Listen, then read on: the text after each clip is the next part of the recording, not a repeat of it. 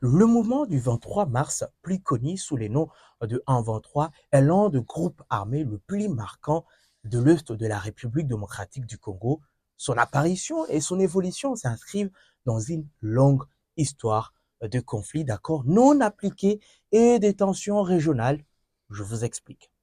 L'histoire de En 23 remonte aux accords du 23 mars 2009 signés entre le gouvernement congolais dirigé à l'époque par le président Joseph Kabila Kabange et le Congrès national pour la défense du peuple CNDP, une rébellion active au Nord Kivu entre 2006 jusqu'en 2009, dirigée à l'époque par le général Laurent Nkunda.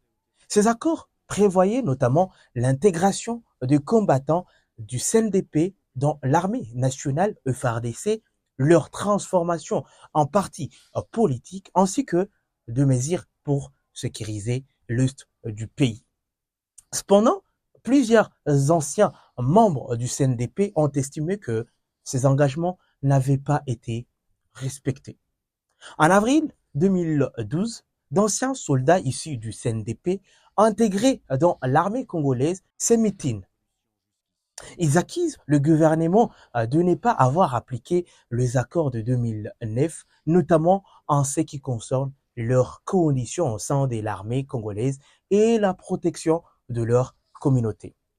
C'est ainsi qu'ils créent le mouvement du 23 mars en 23, en référence au direct à la date de l'accord qu'ils estiment trahi.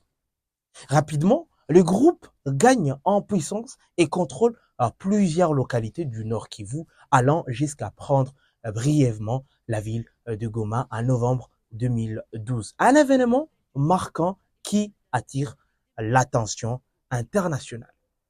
Les causes et revendications du 1-23, le 1-23 affirme poursuivre plusieurs objectifs principaux.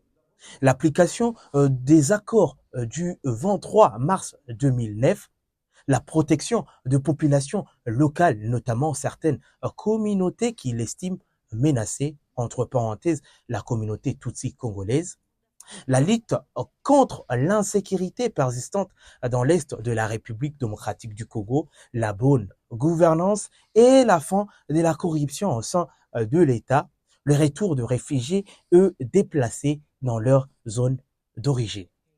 Après leur retrait en 2013, le 1-23 semblait affaibli. Mais à partir de 2021-2022, il refait surface et reprend des opérations militaires dans l'est du pays, relançant les tensions et les offensives vu la situation que vivait le membre de la communauté Tutsi dans de grandes villes en République démocratique du Congo. Aujourd'hui, le mouvement du 1-23 occupe les deux grandes villes du nord et du sud Kivu et beaucoup d'autres territoires dans cette partie du pays. Pour plusieurs actualités, n'hésitez pas à vous abonner. À très bientôt.